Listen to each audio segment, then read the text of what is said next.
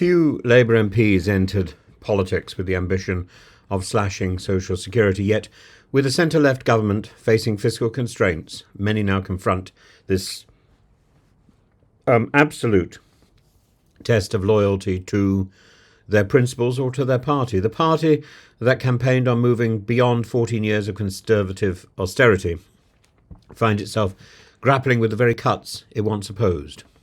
The question is, will Labour MPs defy the leadership on principle, or will loyalty and pragmatism win the day? Starmer's government, elected with a landslide, now faces the financial realities of governance. Welfare spending, particularly on working age sickness benefits, is set to hit £70 billion by the decade's end, and Starmer has called this trajectory unsustainable, indefensible and unfair. And his government has yet to unveil the precise mechanics of reform, but reports suggest measures such as freezing personal independence payments, PIP, rather than increasing them with inflation, and the likelihood of primary legislation means that MPs will have a direct say and a stark choice when these proposals come to vote. Meanwhile, Labour's fiscal room is tightening. The foreign aid budget is being redirected in response to President Trump's demands for increased defence spending, and last year's decisions to maintain the two-child benefit cap and cut winter fuel payments for pensioners have already stirred discontent among MPs. Further cuts threaten to inflame that tension. There's only so much that people of principle can tolerate. And dissent within Labour is real but uneven. For some, the party's move towards this welfare attack is an intolerable betrayal of Labour's core values. And new MPs like Brian Leishman, for instance, have decried the proposed cuts as completely not Labour Party values, while another Labour MP has asked, what's the point of being an MP if I can't end injustices like this? These MPs are likely to resist, even if it means facing Starmer's iron discipline. Yet open rebellion remains unlikely. Labour's candidate selection process was ruthlessly controlled to ensure loyalty. The veteran journalist Michael Crick has described how Starmer's team ensured that only loyalists were placed in winnable seats.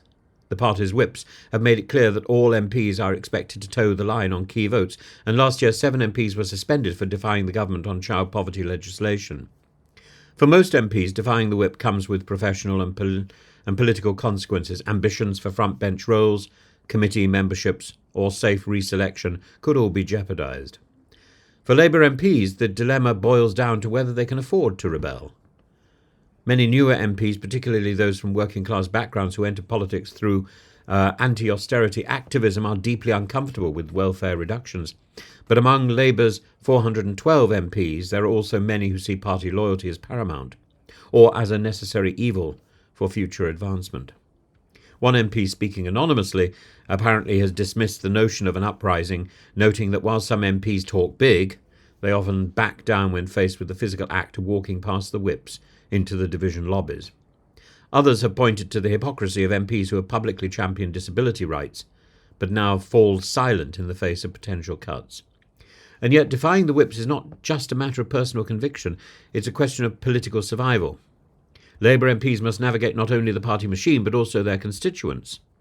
In some Northern and Midland seats, voters actively support tougher welfare policies and increased defence spending, making it easier for MPs to justify backing cuts. One MP from a so-called Rust Belt seat bluntly stated that their constituents love the idea of welfare reform.